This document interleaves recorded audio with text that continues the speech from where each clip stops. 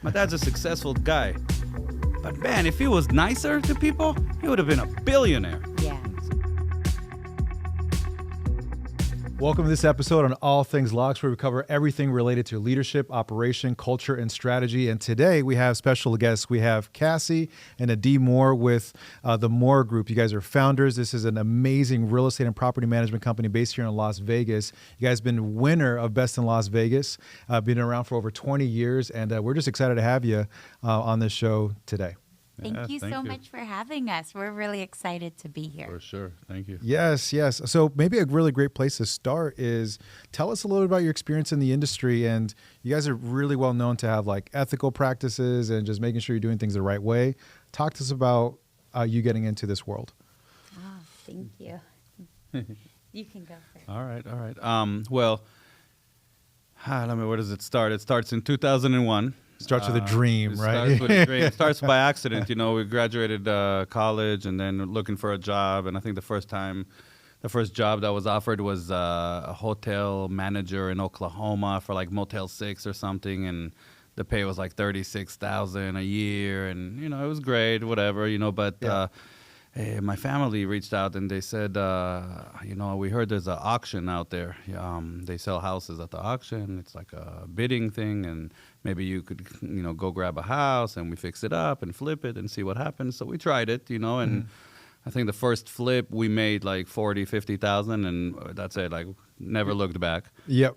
Went and shopped around at the auction for about 7-8 years before the market kind of changed, and then. I think we started, I think right then when the market crashed, all the investors wanted to buy houses, right? So they all wanted little cheap houses everywhere. And we were selling them like hotcakes, of course, right? And they were buying houses and they said, well, now what? You know, we're buying houses and we need somebody to take care of them. So we kind of got it. We're like, okay, well, we can help you, you know. We got it. Yeah. I guess I'll we can do in. it. You know, we didn't really, that wasn't the plan, but we're like, okay, let's try it. And from the auction, why I was referring to that story in the auction, we ended up with a few properties when the market crashed. So we kind of got forced into like, okay, well, let's rent them till we figure out what to do. So kind of forced us into that. I do come from a family, like my dad, he had an apartment buildings growing up in L.A. in the Valley. All in the hood, all like Mickey Mouse, you know. Like where was this, like in the Valley, like Van Nuys. Oh, okay. You know, like Gotcha. Woodman, Victory, Hazeltine, like that area. Yeah. Like Panorama City and all that. Yeah. All that, North Hollywood, really, and Van Nuys. And so I would go with him, collect rent, you know, as a young kid. It was fun. It was interesting. You know, I never really understood the math and the economics and everything of the game. Yeah. But I was always rolling with the rent man, and I didn't really realize that, you know. Mm-hmm. Fast forward it, we ended up with a few properties, you know, that when the market crashed, and we started, you know, managing, right? Mm-hmm. And it was just a mess, you know. I was just like hooking up every friend I had, like, yeah, you could live in this one, you live in that one, and I had some friends that owe me 2, 3, 4 months already of rent, and I'm like, they'll pay, you know. It was just a big, sloppy, nonsense. Yeah. And then Cassie came into the picture. When the market crashed and all these investors were buying houses, and they're like, okay, well, now what? So we said, okay, well, we got to start managing it. And Cassie was like, okay, well, she was involved now. And before she wasn't, it was just me and my nonsense. So was it that you were single and then you came into the fold, or you guys were already married and she's just looking at you like, what are you doing? Let me come and step in. What was that like? No, we met in college and we were friends for years, and then we both got into real estate. I was just selling homes. I was a realtor, and he was buying homes, fixing them up. So we coincidentally started working together, and we just enjoyed being together, so we started dating. So we were still dating at this point. Yeah. About probably 5 or 6 years, because So I'm sure he was telling you some wild stories. I used to live in LA, so every part that you're talking about, I'm like, yeah, that could be rough back in the day for sure. So yeah. I'm sure there's some wild stories that Adi was saying where you're like, let me step in and help out here. Is that what happened, or? Yes, and now I have my own. Yeah, know, from doing it. But yeah, exactly. And selfishly, I think I wanted to hang out with him. So when he's going to have to pick up rent in the middle of like date night or hanging out, I'm like, what are you doing? This is crazy. And I was doing it all wrong and sloppy and ridiculous. It was just, it was just like by accident I ended up in that position. Mm-hmm. And when all these investors bought houses again, and it was time for us to start managing, because they're like, where are you, I'll buy all these houses, but where are you going to send me? To somebody I don't know, or are you going to take care of it? And I'm like, okay, we'll take care of it. And then Cassie and I started the Mor Group as a management team. It was first we were a team at another brokerage before we opened up our own brokerage. Mm-hmm. So when we started the team, basically, I think Cassie, we made sure that I evicted like all my friends within like 2 months. It was real quick. Okay, Get Steve out of here. You're looking at the He's no numbers. good. I'm evicting all my friends. No more renting to friends. We don't want to deal with any of that. And then that's when we really jumped into property management. What was that conversation like? Because there's a lot of people that are dating, people that are getting married, and it's like, hey, let's actually start a business together. What was that conversation like? Did you guys just wing it, or how was that? Yeah, because he was doing business his way, and I was doing business, but we bounced things off each other, consulted. We helped each other out the whole time also. So it kind of just like slowly merged. I don't even think we had a conversation. I think we just jumped right into it. Like it was just so busy. Like, so when the crash was, like 08, 09, 2010, when everything was $50 a foot, and and it was silly. It was just like you're buying properties for $80,000, $70,000, $100,000, and that's an investor's like wet dream. They're like, yeah, hell yeah, let's do this. Everything, give me everything, and that's what also taught us a lot dealing with that animal. And it taught us fast because right away they wanted all the cheap stuff. The $80,000, $90,000, and a lot of that stuff ended up in lower income, crazier neighborhoods, where you get to learn about evictions and angry tenants and crazy scenarios and things happening real quick. So we didn't really have time to have a conversation about it. I think it was just like, okay, this is what we have to do to keep selling houses. If you guys were to go back in time and redo that, what would you cover differently, and what advice would you give to other couples that are maybe right there looking at doing the same thing? I think, I think for sure it would be more picky. Yeah. Be more picky about with each other. No, with what you're willing to take on. Like what. Cassie, you got to go. You got to step back. Yeah, it's been enough. No, I think we kind of we're open for everything, open for business everywhere, everything, any client. Like we're just like, okay, in order to sell these people houses, we're gonna have to do the management, so we didn't really care. But then we learned about a lot, and I think now if I could start it over, it would be firm with the value of your time. Yeah.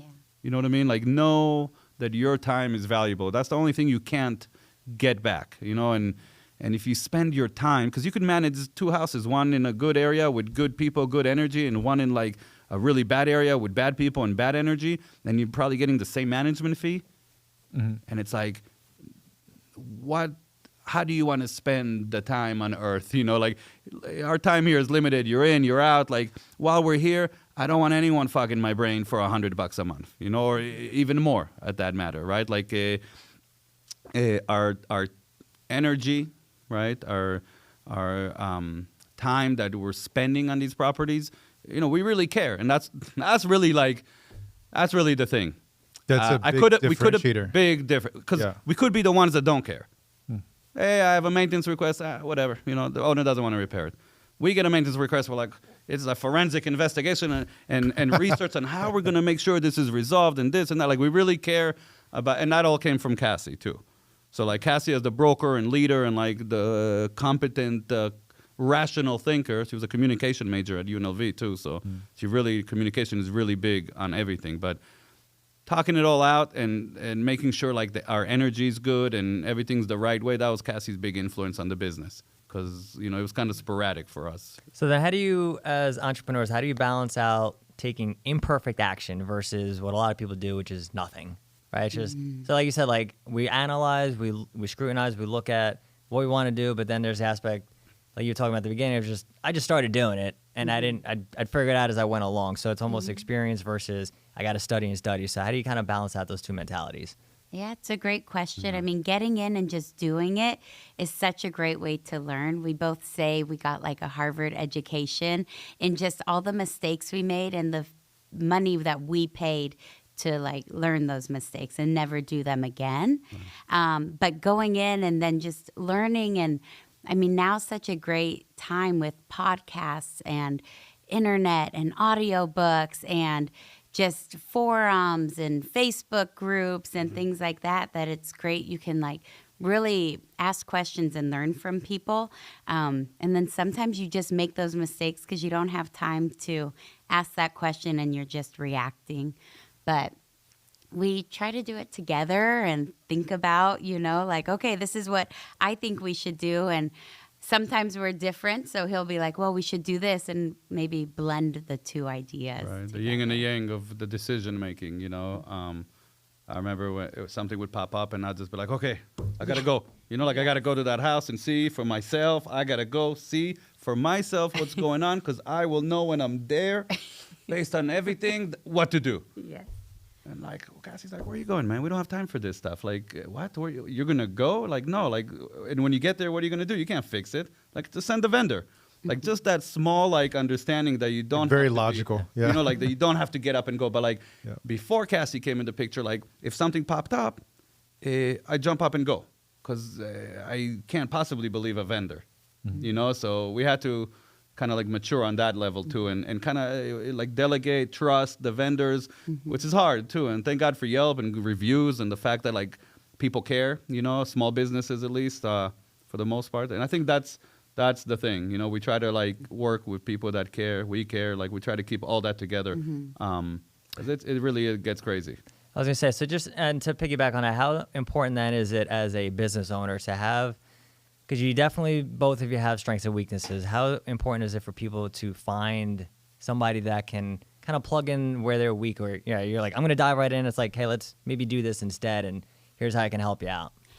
You have to have an open partner Yeah, too. literally what I was gonna say, that listens to each other. You and gotta have someone to respects talk to each vent other. this stuff to. Yes. If you're just doing Yes. property management, or I guess any job like by yourself, and you have no person to vent to, when you come home and just talk about it, like if two people working two completely different jobs and they come back home and they can't really vent about their experiences and what happened. I mean, they could, but they're not really getting it. And us being together, we really get it. Like the start, the battle, the end, like what we learned from it. Like we really can talk about it. I think if we didn't have each other to talk about it, we wouldn't do what we do.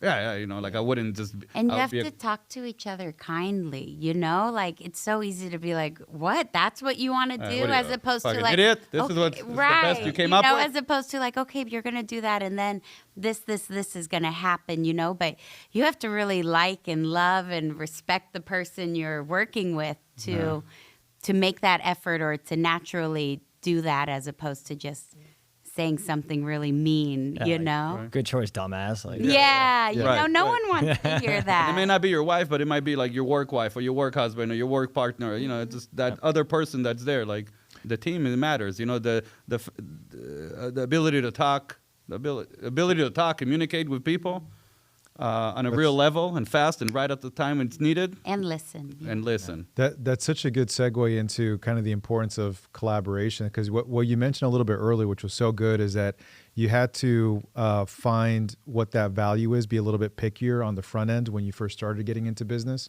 And I would imagine that you're also picky with who you collaborate. So with you, Cassie, like, how do you approach collaborating with other business partners in addition to your personal partner?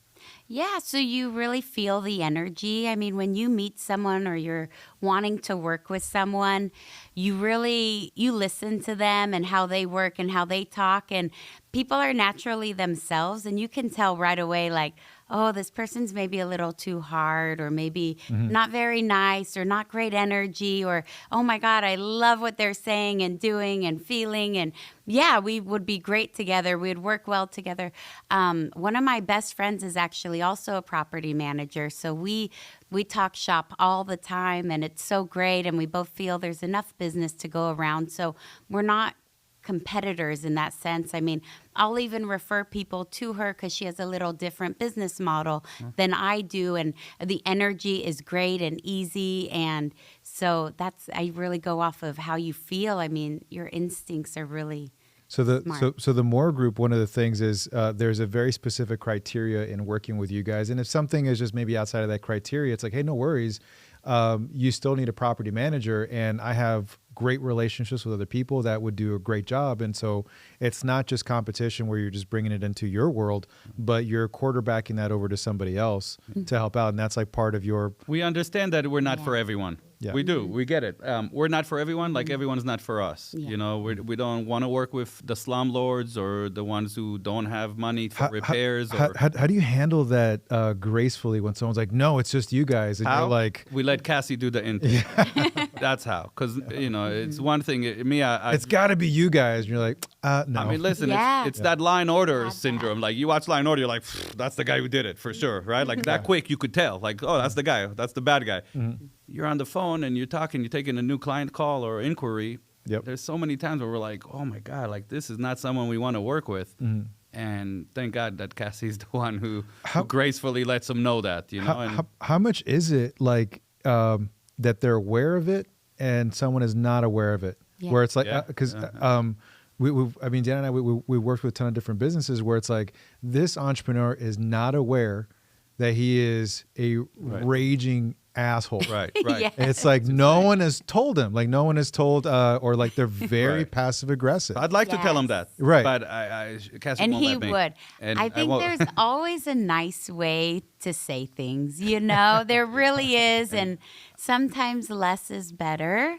And then a lot of time putting the blame like, oh, we're just not a good fit for you. We're not going to be the best We're not a property good manager fit for you has saved us from a lot of bad owners. You know, Yeah. because it's that important. And Cassie says it better than anyone. It's true. Yeah. And they end up agreeing and liking it. Right, And right. you can't really fight that, you know? Yeah. What's the conversation like when you have to fire a client? Right, because you make, we all make mistakes, right? You bring somebody on, and then over time it's like, all right, this wasn't not a great idea. How do you actually handle that kind of conversation? Because I know that's the challenge for a lot of businesses where they're like, I don't know how to diplomatically, like you're saying, with kindness to say this isn't really for us to go forward, even though we've been engaging now for X amount of time. Totally, especially for years. When we started off, we had a lot different fees. We had different ways we did our business where we got stricter or we just started just doing things differently. So we say, you know, we now do it this way. Hey, we're no longer a good fit.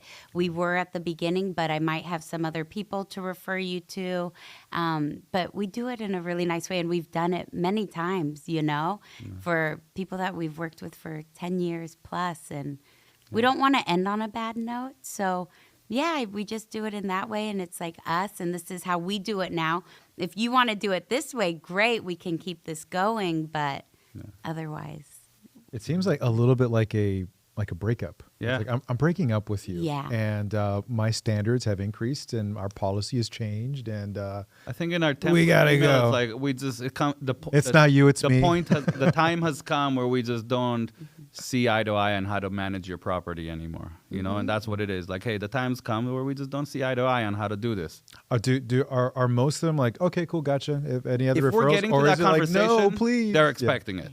Yeah. Because look, and it's all personal. It's right there. It's live. It's fast. It's things are happening. If something happens that's pissing off an owner or something's Yeah. is a riff, you know about it right away from all angles. Dude, So I mean, that is such a good. I actually had this right here to talk about that because you mentioned one thing. It's like you know it's coming. yeah. It's like you feel it. Maybe they know it. It's there. I mean, look, it's like a there's- breakup, right? If I'm about to Yeah, break up with yeah. you, if we're dating and I'm about to break, you probably know I'm about to break up with you. 100%. And I think a precursor to that sometimes, like if you know you're going to be parting ways or terminating an agreement or moving on, there are some people that really struggle with that confrontation. yes. What are some tips and tricks and things that work for you that like if you're talking to another person where like, hey, you have to let go of a vendor, you have to cut things off with an investor or another company, what do you do to like get there ready to do that? Wow. It's funny because question. like 3 shots of tequila? No, Or you know what, you're like- like- no. the funny thing is that in our business, Mm-hmm. in the property management, right, and business, Right. if we're coming to the point in time that we're about to fire you and we got to break up, I think everybody's expecting it. And I think if we're about to fire you, I think the only emotions we have is like a happy emotion of about to be liberated from this fucking maniac. You understand? Like literally that. Like, so I think we're never going into like, oh my God, how are we going to do this? How are we going to build up? If we're firing somebody, we're like, oh, we got, like before we make that decision, the whole team has a roundabout and we're like, right. And like, right. And like, okay, we got to get rid of this guy. Like this guy is horrible. This like, we have a list that says do not like fire list, basically. Like, don't like, how you say, like our bad owners list. Yeah. Owners that are starting Santa would say the naughty list, but the that's naughty just, list. Yeah, Yes, yeah. let's just call it that. The But more I will say right now we don't have that list. Right now we have our because we got rid of them all. But yeah, like don't take checks from these people in the convenience store. Yeah. So we're one of the only companies that we have a month-to-month agreements. So a lot of companies, they lock you up for a 1-year management agreement Yep. with an automatic clause that, if you don't like cancel, then it automatically renews another year. But for us, we're like, and well, when you cancel, it charges for the remainder. So if you cancel at month 6, you're paying 6 months of management fees. right, Still. as a cancel, because you owe them for that management fee. That, they place the tenant, so they're owed whatever. We have a month-to-month agreement with our owners because the minute we sense the energy is wrong, we want to get rid of them. And usually it even happens even faster. We're like, hey, this is your 30-day, but if you find someone else faster, of course, we'll let you go faster, no penalty to you. And usually they do it even faster because they're, and yeah, we do it fast. We get rid of that energy real fast. Bad owners, that is. So yeah, and that's a great story because we were talking before we started shooting about we're talking about challenging conversations maybe and how people nowadays, especially just in leadership, a lot of us try to avoid those conversations, like those heart-to-hearts or where you have to keep somebody accountable, but making the tough decisions as somebody who's an owner or a leader. And we were talking about the conversations that are centered around having to evict a tenant, right? And how to do things with heart and soul. And you mentioned something that I thought that was really interesting, which is the tagline of it's just a business, right? This is just business. Don't take it personal.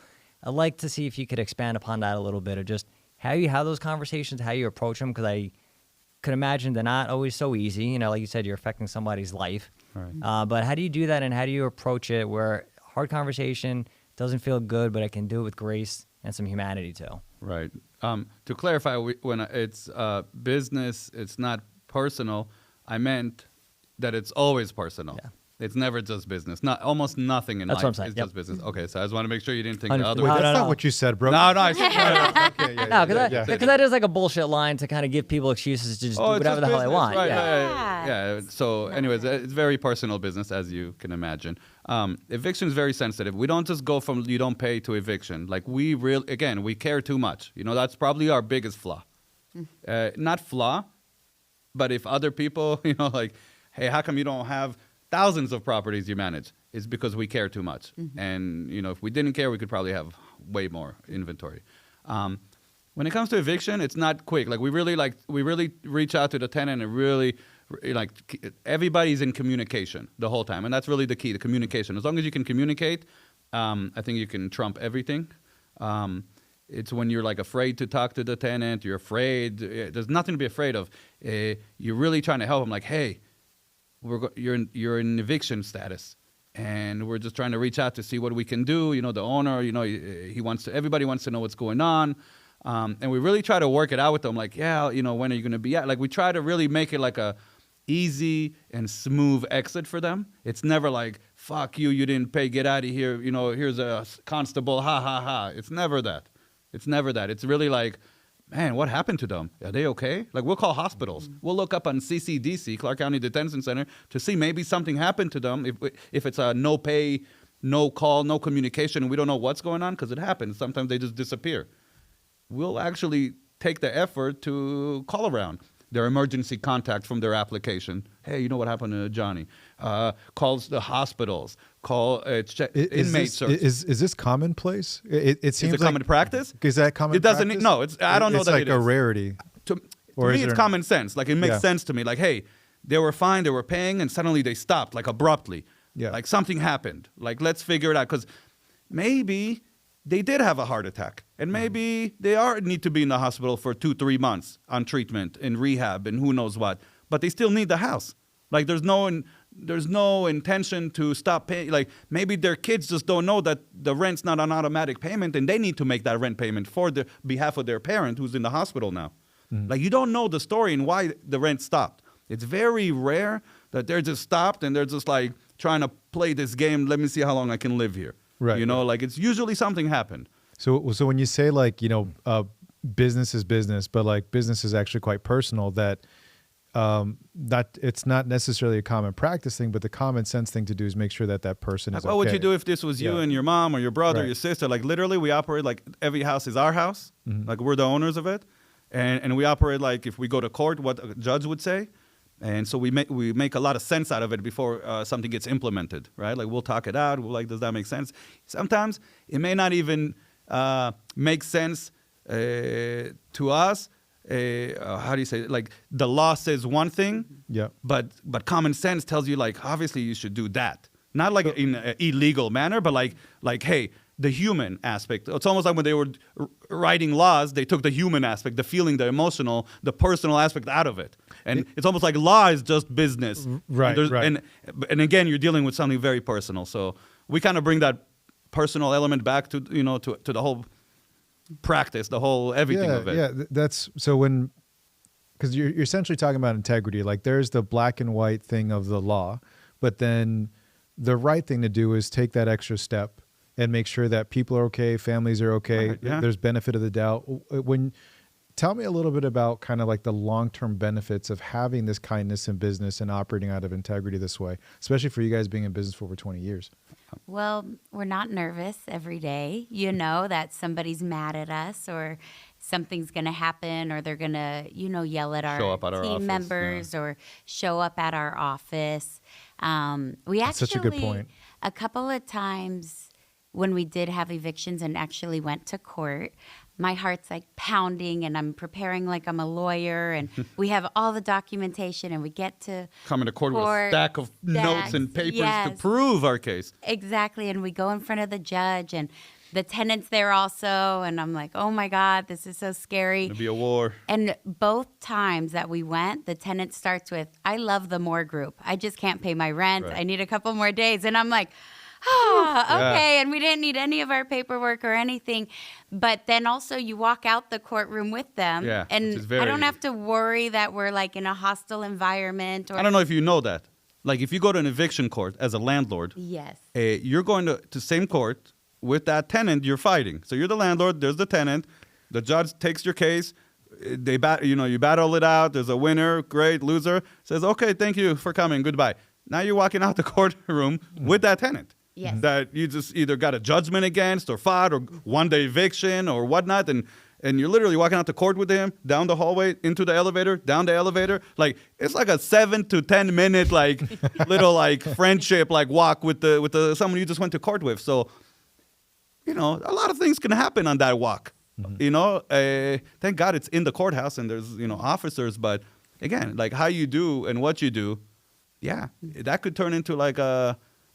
It could get getting ugly. beat down in the courthouse type of scenario. And it's God forbid. It's a little big city, Vegas. So you Yeah, run yeah. into people, you see them. I mean, also it helps avoid bad reviews, on Well, our yes. social media. Like, they're not powered by kindness. I never want somebody to But, say that about me. So we live it. But being kind on a PM level, on the business level of the property management, being kind, doing the right thing, right, being communicative, responsive, that just brings lease renewals. Mm-hmm. So where you would have a tenant move in, do a 1-year lease, and then be like, these property managers are garbage. The owner never makes repairs. They're rude. They never give me any lien. They're just, whatever reason, and they find somewhere else to live. Mm-hmm. People go, they sit, they go to dinner, they have drinks with their friends, they talk. They talk about their experiences. Oh, my landlord's an asshole. My landlord's this. My landlord won't repair anything. My landlord wants to raise... Never answers the phone. Never answers the phone. Right. It could be a plethora of complaints about. And we honestly, like, we don't have that issue, I feel like. Like, we have our lease renewal rate, like retention, the lease renewal rate is high. It's very high. We have tenants that have been with us 10 plus years on multiple amount of properties where they could probably buy, but they or move somewhere else if they want an even better area. And they're just happy to be. The number one thing we hear is like, hey, I don't want to leave, and if I leave, I want it to still be a Mor Group property. Because they know we care. That's the thing. Again, it sounds insane. Like my own dad, who he was the rent man, the original rent man with the apartment buildings in the hood, and he would take me as a little kid. He's told me a long time ago, he's like, look, you have a big heart. That's not good for business. And that's something that like stayed with me forever. I was like, wow. I'm like, that's crazy. I'm like, have you not seen any Disney movies growing? Like, are you not, who are you? Like, that's a crazy thing to say. Like, you don't think you could be successful businessman with a heart? And there may be a higher percentage of successful businessmen without a heart. And I get that. But I think like the future is all heart. Yeah. Like it's only a amount of time before people snap and will not deal with the assholes, with the rude people, with incompetency. Like they want it all as a package. Like there's only a certain amount of time before people are like, no, I'm not dealing with these kind of people. And that's a big thing. I feel like what you're describing, and just for people who are watching, is I feel like this is very much just like a business with employees, right? You're talking about, hey, your behavior has changed, and instead of bringing them to the back room and saying your performance sucks, it's trying to figure out, all right, what has happened in your life that is causing your performance to maybe alter. Like you were doing great, and now you're doing just okay. Mm-hmm.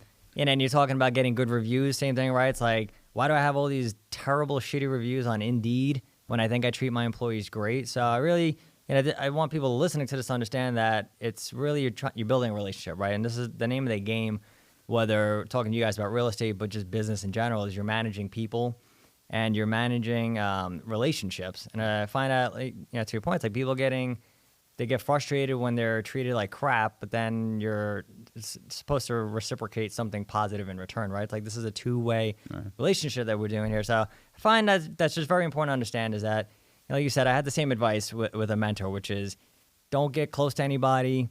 They'll take advantage of you, which sounds similar to the advice you got from your dad. Mm-hmm. And I don't know about yourself, but I know for me that was one of the biggest hindrances to building an organization was that I just kept that distance and it was very cold. So there is that aspect for 100% where you could have a heart, you could be kind, but it doesn't mean you get walked all over. Exactly. Mm-hmm. Right. It's exactly true. We always say like we're powered by kindness until you take advantage of our kindness. Then we'll evict your ass real quick. I might even come to your house and pull your AC fuse. But that's the thing, like that's never what we want to do. Cassie won't let me do that anyways. I just feel like, I should. But how did that originate? I see powered by kindness, motivate kindness. Like where did that come from and how is that integrated into your business's ethos? Well, we've always run our business that way. And then I read Tony Hsieh's book, Delivering Happiness. And I was like, ooh, I love that. And I love everything in that book. And I don't know if like Adi said, he's like, well, we're powered by kindness. And I'm like, put that on a T-shirt. Yeah, I was like, yeah, he put it on a T-shirt. Because Tony, he had powered by service. Zappos, the original slogan was powered by service. Yes. So that's where I got like the powered by like idea, like, oh, I like that idea. Like, oh, we're powered by something. Like, what are we powered by? And then it was really the energy. So where did it come from? It came from experience of dealing with slum lords, bad neighborhoods, really bad situations where it's just like we realize that our time is short, and while we're working, like no one is paying us enough to be rude or disrespectful or just an asshole or just mean. And like, yeah, we're your property managers, but you don't need to like, there's no reason to treat anyone like, and like not like the same. And I think we just realized that, like if we're going to do this, we just want to maintain like good energy. Like we go home, we want to like smile, we want to laugh, we have a family, we want to spend time with them. We don't want to drag like a whole day of property management negativity at home or to our relationship. And so it's just very important to just keep that energy. That is such a powerful thing. Like there's a lot of married couples that are getting into business, and especially when you're talking about an industry or a place like property management where they can have some wild stories, interesting things that are happening. Because you mentioned Maslow's hierarchy of needs, that we're dealing with someone's shelter, their home. Touch on some of the unique dynamics that you guys have as far as like running a business, but making sure that the drama of the business and dealing with tenants and investors and so on and so forth, that doesn't bleed into your home. Yeah, easy. It's super easy. You get an owner who defects. And when I say defects, it means he suddenly, because obviously engaged into a property management agreement with them. So something made us connect, and he hire us accept him. But when an owner defects and becomes either like a slumlord or rude or says something, or something happens and it's time to go, before that happens, before we fire him, well, there's like a good like week of just like bad energy. And every time, this is how we know. When we get a phone call from one of our owners, and the way we look at, and we get the phone call, we're like, oh, it's this guy again. Like when we get to that point where every time that owner calls, we're like, oh, like it just hurts. That we're at home having fun, dinner, playing, watching a movie, whatever it may be with the kids. Everything's hunky-dory. Everything's great. Then we get like a text or a call from that owner that's irking us or that's being rude or we know is on the line of getting fired. Well, that could immediately switches like now our brain's thinking about that. Or even if he sends a text and it pops up on our phone and we're at home watching, we just look at the phone and he's like, and he says something outlandish or stupid or just like immediate heartburn. Immediately you're like, we look at each other and like we start like, how do we answer that? Like immediately shift your focus, so like, yeah, you could turn off your phone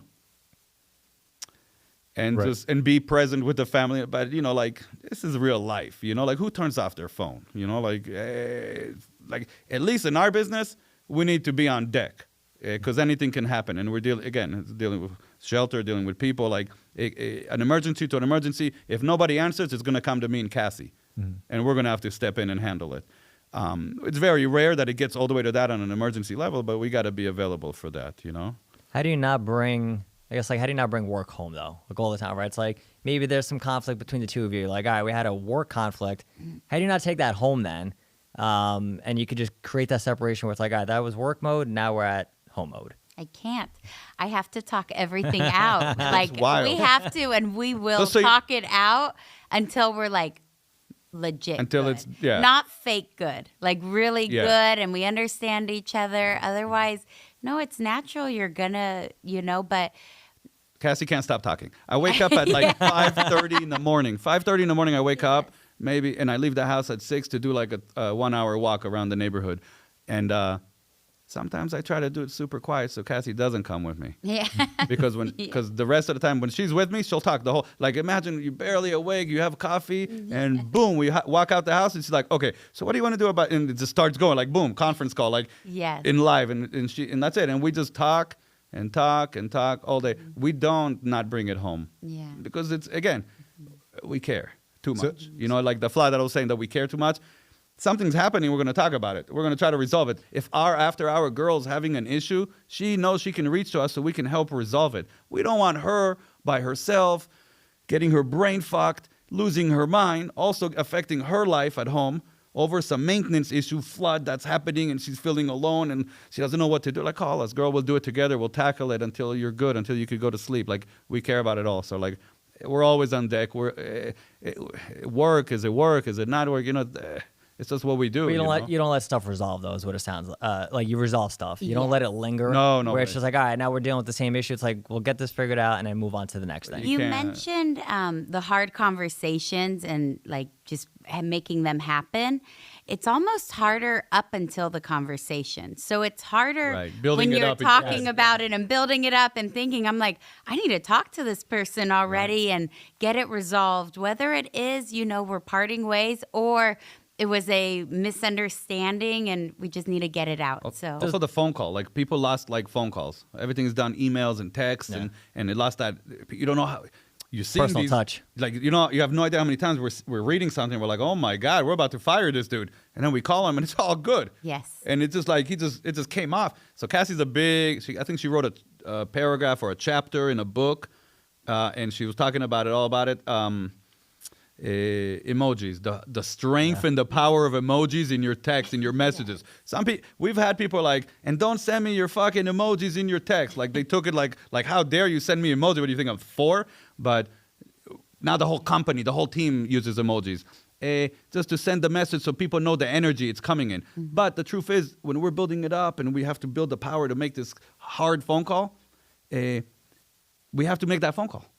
You like tackle it, just go, make the phone call. Because you have we're building it up and then when we call, it's all good. Mm-hmm. So like we understood now, you just tackle it. You have an issue, call. Mm-hmm. Call because the messages may not be coming So right. it's almost like the workup is bigger than the conversation. Right? Like, Always. you psych yourself out, and then it's like that really actually wasn't bad at all. Always. Literally, yes, exactly. And then you move on. That's why it's easy to go home and you're with the kids, and that's that. Because you don't have that heavy baggage from the office. You've already tackled it and got it out of the way. You're not Right. thinking about, oh my God, tomorrow or later tonight when the kids go down, I need to do this.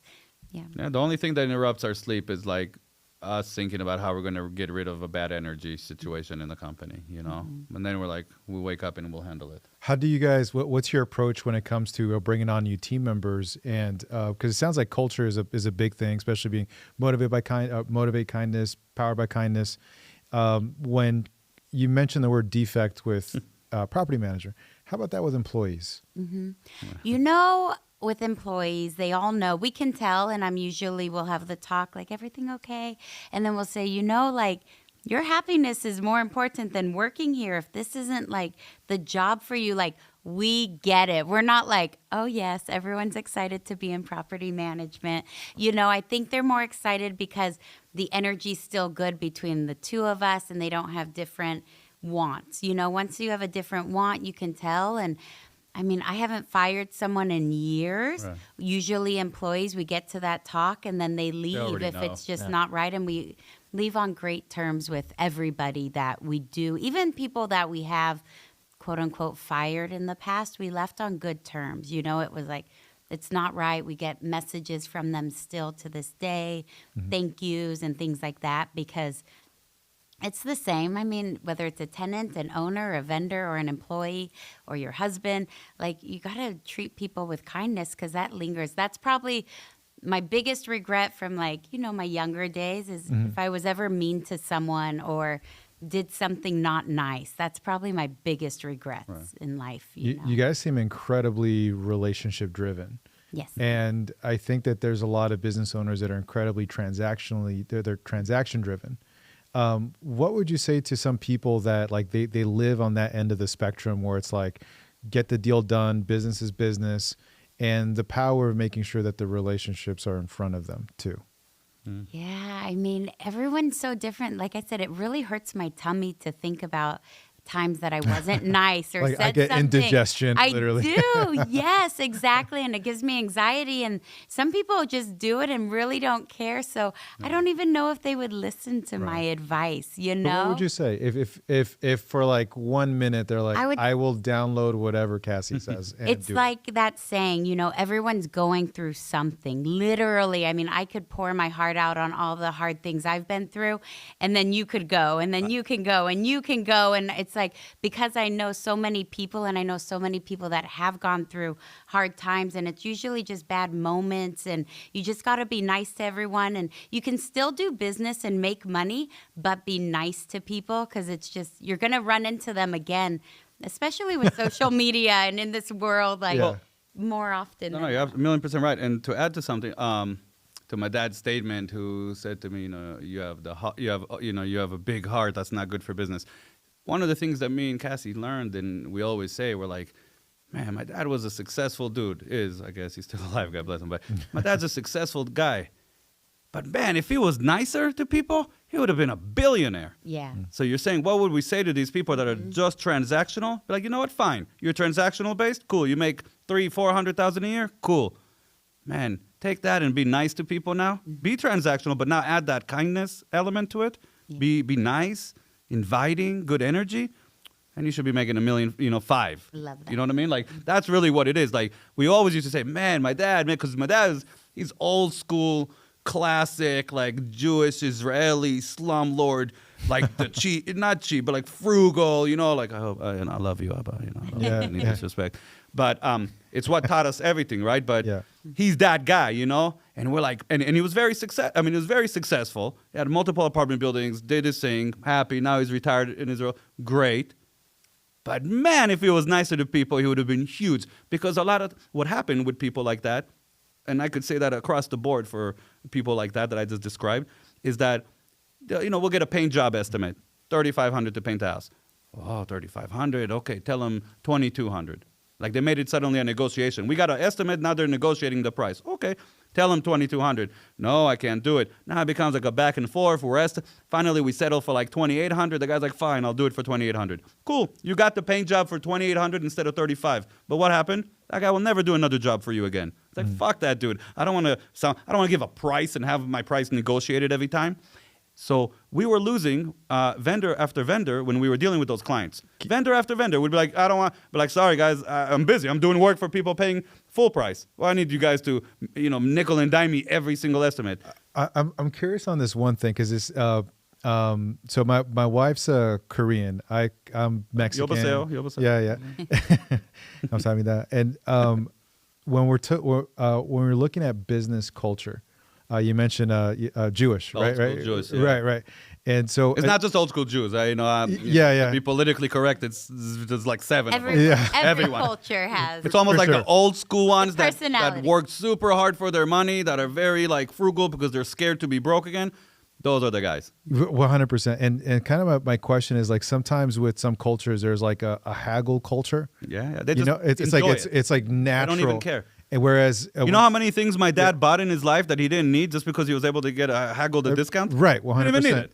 And didn't even need it. And not realizing that in doing that in certain spaces is what happens right there. It's like people. It's like so disrespectful. People. You don't even know how hard they worked for it or what they Right. did. The paint job, right? Back to the painter, right? You don't know what happened. What if he got the wrong paint painted? Like, what if he had to go get more paint? What if he's not even making money because he fucked up so many times? Or he tried to delegate it to another person. He was trying to build his business, delegate to a new painter. He fucked up. He had to come in. And, who knows what happened? And then at the end of the day, to also get the haggle discounted price, like, it hurts, and I was that vendor for my dad. It's funny because when we were buying houses at the auction, I was the worker. He wasn't like, go find a GC. He's like, go pick up some workers from Home Depot, get the paint material. I was doing paint, I was doing floor, and I was really in tune with prices. And that's what also made us very successful from the get-go because we would be able to like right away like look at properties with investors, tell them, that should be like 10, 15,000. You'll be, ready, rent ready. But, you beat up people's prices and you do that and you haggle. I know the haggle culture, and I got it from all sorts of people. And you know what happens? We drop you because we don't want to be. They usually haggle. When you haggle a vendor, you haggle your property manager. You probably haggle your spouse. You probably haggle your kids. It's like you're just haggle. There's no discrimination in your haggling. And it's fucking rude. It's crazy. It's the number one thing that bothers me today is cheapness. When people are cheap. Not frugal. My dad slapped me. I called him cheap one time. He slapped me and said, don't you dare. And then I realized the difference between cheap and frugal. I understood my dad. He's a frugal guy because he comes from, a really bad time, worked very hard. Like he's a real like American story, but Israeli American, So right. Half, right? But, Yep. But I get it. You came from real poverty. But when you're not there anymore and you're just cheap, if you're just cheap just to be cheap and haggle and be the winner of the negotiation, it just doesn't flow well with us, and we have good vendors and we trust them and they'll go to bat for us. They'll go back 6 times if they need to. Like it's a good relationship, and we really learned a lot from dealing with the hagglers. How many vendors we lost that were good, that we were like, dang, how come what happened to that guy? And probably like you said, it's relationship building. I'm like kind of like laughing inside because I come from the very similar background. I have a ton of family in Israel, but my dad, he's like the opposite. He's like, I'm not haggling. To your point, because like I don't know what's going on with somebody else. He's like, I'm trying to almost take advantage of them when they could be hurting. They're in business, I'm in business, but we're trying to like screw each other almost. He's like, this is a relationship game, and I'm trying to help people because, like you said, you never know what the hell is going on with somebody else when you're trying to like just can I get it for $200 less or something like that. It's like, it's definitely a character thing. Yeah, I'm not profiling Israel as the motherland of all it's not. But people do that in general, right? Because I have Israeli clients that are like, they're like. They want to pay me when the property is vacant. They're like, how come you don't take management fee when it's vacant? We're like, oh, listen, we only take management fee when it's leased. They're like, no, you guys do such a good job. Please just charge me. Like we have amazing people from Israel too. That just like price is not like, again, we little by little carved the niche of dealing with those people. You understand? So like because the reason we're month to month is because when we realize it's not that people, we get rid of them. because that protects the energy for us, and the energy in the company, in the team. If the team is working and they bringing to the table things that are happening that are ruining their lives and their nights at home, and we're just like, but he's got 3 properties. What are we gonna do? We don't care. No, you gotta. We fired an owner. The first time we took a step into the direction of starting to get rid of the bad energy, it was an owner investor with 20 properties. 20 properties. And that's a big amount of properties just to fire somebody. But he was the worst. He expected everything. It was the worst energy that we could ever. I think the last straw, he came into town and he was like, meet me at this property. And I met him and he like pulled out a contractor bag and some gloves and he's like, come on. And he took me to the backyard to pull weeds. And I thought we're just meeting for like an inspection, like I'm the property manager. Maybe he wants to show me. He like brought me to like work with him, not to pay, not to nothing. Just that's like just trying to get everything. Take like advantage. Pay you management fee. Once it's rented, you'll get management fee. You should start working for it now.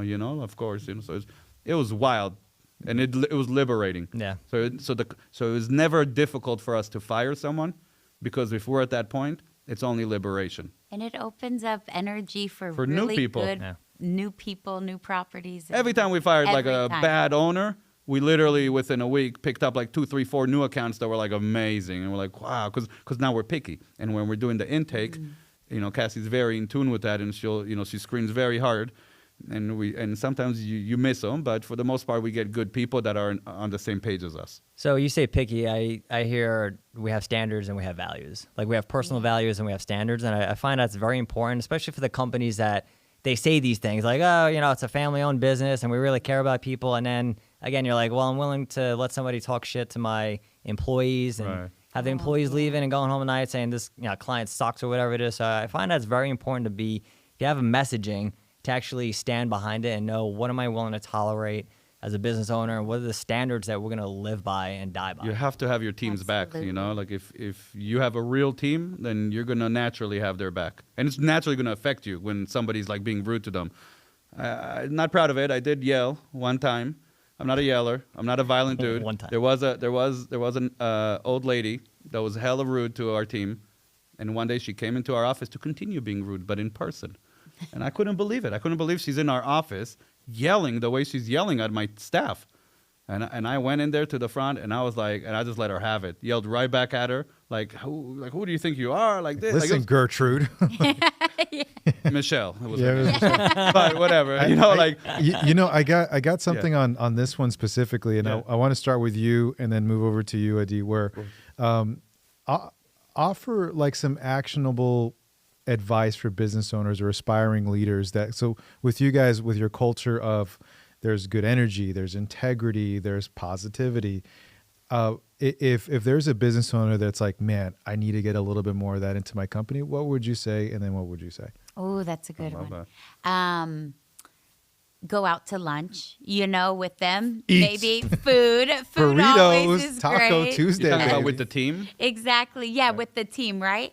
Yeah, go out, maybe have one-on-ones and just talk about their goals or what's going on with them, or naturally just work into consciously like sitting and being like, hey, how was your weekend? How was your night? How Give was them your the time day? of day, yeah. Give them the time of day. Listen to them more than talk to them. And little treats are nice too, like a Starbucks. What do you want? I'm treating for lunch today. Whatever, make them feel good and important, and that you are listening to them and what they need.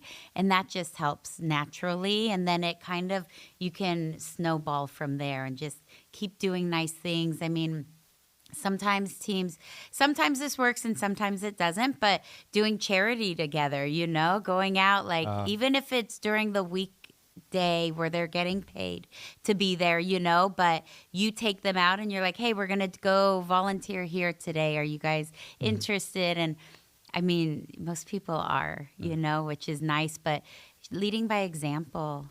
I love that. So you're giving into them, give outside of pay and work. It's to continue to nurture that relationship and doing things that are outside of office hours, like eating and feeding homeless. Doing charity work. That's awesome. Yeah. How about for you?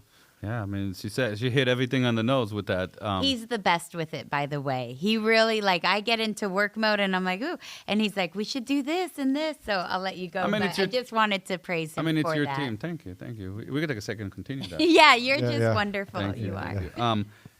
You know what? It's just giving the people the time and day, right? Like, you can't be snot. It's your team. You can't be snotty. Everybody's there to work. Like, the work and get paid is the easy part. You know, it's everything else, like that you don't know what's going on in their head, behind the scenes, what's going on at home. Are they fighting with their husband? Like, a fight with your husband, you know, it could ruin everything, you know, and create bad energy that you don't even know that they're releasing to your owners or tenants, you know. So we really communicate, talking to them about, you know, like, we really care about, like, how they're doing mentally, aside from, like, how crazy mental health is an issue in this country. Nevertheless, in your business, you know, like, if you don't know about it, then in what business, you know, we're not porn stars fucking all day having fun. We're doing property manager. It's tough work. Yeah, that's tough. It sounds like tough work. They take a beating. Let's throw some. I mean, no pun Okay, intended. Yeah. I don't know how hard it is or not. That no pun intended again. You know what I mean? It's I guess it's job specific, right? But like in our job, yeah, like mental health is a big deal. Care, talk to your employees, to your staff. Like, that's your team. What are you doing? Like, if you don't care about your team, why did you even build one? Like, you're just some kind of egotistical maniac. You just want to hire people to fuck with them, which might be fun. That might be a fun reality show. Don't even have a real company, you know. Right. This is Yes. recorded, so you can't take this from me. We could do it together, though. But, you know, that'll be ridiculous, right? Just to hire people to fuck with them, and there's not really a business going on. So if you have a team, you got to care about it. It's people. You know, what are you doing? You know, however you treat them is how they're going to naturally treat your clients, your owners, your tenants, whatever it is that you do. The way you treat your team is the way they're going to treat your audience, your clientele. You're an asshole, they're probably going to relay that to them. Yeah, I mean, there's like a big issue with burnout in this country, and you know, it's just funny when people are like, how do I prevent it or this and that? And like, it's just real basic common sense stuff like you guys just described. Like, even right here, it's like you're praising each other, and it's like, well, how do I do that? How do I show people I care about them? It's like some simple words of admiration, Right. some little tokens of, you know, I appreciate you being here. Your work is, you know, valued, and I find that those are the little things that a lot of people. You know, I think some people do hire people just to, you know, kind of fuck with them. It's like, Right. I just want to, like, you know, people start a business just to say they have a business, right? It's like a big ego trip of like, I'm an owner. It's like you treat people like shit and you know what you're doing. And then you're talking about how to improve relations. Like, what do I do? It's like, seriously, just Right. give them some praise and tell them they're doing a good job. Give them the time of day. Yeah. Everybody wants to be. Everyone wants love and kindness. Everybody wants love and kindness is Cassie's for Yes. sure, her word. But yeah, they want to be praised. They want to thank you. You know, I appreciate it. Something. You know, like it's humans. You know, again, it's not That's just it. business. Yep. Everything is personal. Even especially your team. Yes. Oh, yes. Absolutely. There's so many really great golden nuggets from our time together, from making sure that when couples are going to be getting into business with each other, just to have really good conversations on hard lines around your value. If you were to go back in time, that was a big thing you would do differently. Like, what should we be picky on with our clientele? Sometimes less is better. Right. You know, trying to take on a little bit of everything. Sometimes that's one of the worst things you can be doing. And also making sure that you have the right things to say to someone when it's just not a good fit. We're not a good fit for you. We've updated a policy. It's not me. It's you, yeah. all that stuff, right? And also, there's a really great thing that you said, that you are not nervous because you're operating out of integrity. Like, I know I did the right thing, Right. therefore I'm not nervous. I don't have this big cloud over my head. Heart set versus mindset. And what happens if, like, your client defects or employees defects? A lot of really great golden nuggets today. I actually have one. Yeah, there's one thing now, like a little bit of a detour, but I was just very impressed by your social media, and I'm curious, as business owners, just how, you know, we're in 2025, so it's like very easy to say every business should have a brand and a social media platform, but it's still crazy how many don't. So I'm just curious to know, even though you've been in it for 20 years, so we've seen kind of the growth. How has that actually helped you guys? What's the importance of social media for you? What's the importance of branding? And just if you could speak on that a little bit. Yeah, he can probably go a lot longer than me. He loves the social media, and it's kind of in this day and age, that's the first place people go to see if you're legit. You know, Yelp, they check you out, but then they want to see your Instagram, especially younger people who are now buying houses or doing business. They're like, okay, let me see how relevant these people are and what people say about them. And you also get to show your character and what you do. And They could kind of get to know you before getting to know you. yeah. So it kind of gives you the heads up, you know, like, hey, this is what these guys are about. We actually also, before we sign up a new client, like we're always referencing social media to see, you know, even applicants, you know, like if we get an application, well, we'll check the social media, you know, and we'll see them holding Poochie, and we're like, whoa, Poochie wasn't on the application, like, but he's all up in your social media. So, I mean, Oh, like a dog? Is yeah, it? a dog. Okay. Yeah. Sorry. I mean, I thought her. That's not her nickname. I thought you said coochie for a second. I was Yeah, like, Coochie. yeah. That's on their OnlyFans. Yeah. So when we check their OnlyFans, we see that. No, but you know, we'll catch them with a hookah or a bong rips, or you know, we're like, okay, so these guys are smokers. Like we gotta, you know, pay attention. But the social media is literally like a digital pre-date like resume of what you're gonna get into, you know, on a business level. It wasn't always our top priority. Not top priority. It wasn't always so stressed on our behalf. But then, like, again, we believe that as a consumer, as the client, you're gonna go on Google and type something, you know, property management in Henderson. You're gonna get all sorts of results, and then you're gonna take those results and take it to Yelp to see what kind of reviews they got. So. Right. You know, just based on the Google reviews and Yelp reviews, we learned like how valuable reputation is, your brand, doing the right thing, because it's perpetual. It's gonna keep going. You know, you can't be a weasel and think that, you know, that's just gonna disappear. Like it's gonna be there forever. Yeah. You guys got some great stuff on your Instagram with your company. How can people get in contact with you? If they want to work with you, they're like, I love these guys. I want to see what kind of properties they have they can get into. Tell us about how we can get in contact with you. Call me, Cassie, 702-501-1085. It's my cell number, themorgroup.com. TheRentman.com. Yeah, we have a couple domain names that will lead you to us. TheRentman.com, themorgroup.com, poweredbykindness.com, and motivatekindness.com. Yeah. Those are all just messages and love that we're throwing out into the universe, and they'll bring you to us right now. Until one day we have a charitable tie to those domains, you know. Beautiful. Cassie, Adi, thank you guys so much for jumping on All Things LOCS. Thank you guys for having us. We Great appreciate questions, topics, like so much fun. Yeah. I could do this all day. Yes. But we only have an hour. Yeah. Yeah, like join us on the next 2 hours. Yeah.